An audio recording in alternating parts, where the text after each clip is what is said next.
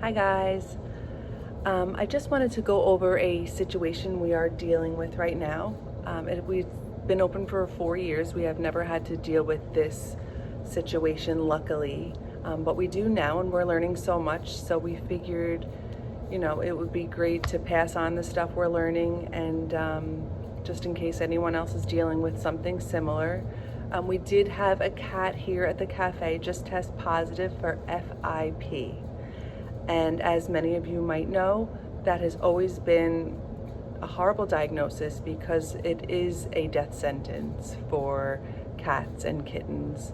I've had cats back when I was a kid, and they've tested positive for FIP, gotten really sick, and passed away. But until recently, in the past few years, there has been no cure, no medication for it. But things are changing, and there's been some new things that we want to share with you that we are trying, and we hope that it works, and we hope that we can help somebody dealing with the same situation. A few months ago, we got a litter of kittens. Ziggy was one of them. We still have his sister Lucy. The other ones got adopted, and they're doing great. So right now we have Ziggy and Lucy still here. Ziggy had been losing weight within the past, I'd say a week or two. We noticed just some changes in his activity. He was a lot less playful, not the spunky kitten that he usually is.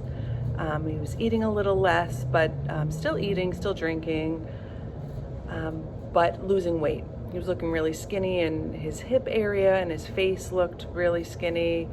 He wasn't really doing much throughout each day. We also noticed his eyes. His pupils were two different sizes, and the whites, the third eyelid in his eyes, were covering his eyes a lot more than usual, and more than a cat normally looks like. Usually when the third eyelid is covering the eye more than just a little bit, it means that something's up. So we took Ziggy to the vet, and after some blood tests and the abdominal ultrasound, chest x-ray, the vet diagnosed him with FIP. Like I said, this is a terrible diagnosis for anyone to get for their cat or kitten because there is such a high mortality rate. But, we have heard of these new medications and the new treatment that has had a lot of success. So we contacted the people we needed to contact, and we are ready to start treatment for Ziggy. So the coronavirus can mutate. It's a gene that can mutate into FIP for multiple reasons, but it's not I don't completely understand it. It can be due to stress. Sometimes if a cat is spayed or neutered or has to be hospitalized for any amount of time, they can be stressed out, or if there's overcrowding, or sometimes there's a genetic component, or if their immune system is suppressed for whatever reason, like certain medications, certain diseases, if they're sick. Sometimes it can cause that coronavirus gene to mutate and turn into FIP. So we're not sure why Ziggy got it. He was neutered a long time ago. He was vaccinated a while ago, but for whatever reason, his gene mutated to FIP. So FIP is pretty complicated. There's multiple types that a cat can get. There's dry, which is more neurological symptoms. There is wet, which is fluid in their abdomen or their chest. And there's ocular, and Ziggy has a mixture of wet and ocular. We were told by the vet that he has wet FIP. A day or so later, we reminded them that he's got the eye changes, and they said that he has a mixture of the two FIPs. So he has wet FIP with ocular changes. So that's what we are treating him for. So the coronavirus that can be spread from cat to cat is passed through cat's poop. So whether they stand on other cats' poop in the litter box, or something gets into the water or the food and they lick their paws, or they lick each other, it's really easy for it to spread. So here We are cleaning like crazy, doing the litter boxes constantly. We're washing them with bleach every day. That stuff's really important anyway if you have multiple cats in a home or in a place that, you know, you're taking care of the cats. So we're doing that, but it's really important to know that there's been a lot of conflicting information, but from everything that I've read and all the vets that I've spoken to, FIP is not contagious in itself. So the only thing that is contagious is the coronavirus, which, like I said, many cats have it, 90%. But the FIP itself is not. So if you do have a cat with FIP, you know, they are shedding the coronavirus. Keep everything really clean. But it doesn't look like they need to be isolated from other cats. Ziggy's vet recommended we contact the group on Facebook called FIP Warriors 5.0. They have been using this medication to treat FIP cats for a while now. And since it's not FDA approved, it's like a black market drug. The vets can't prescribe it. They don't have access to it. You really can't get it anywhere but through this group.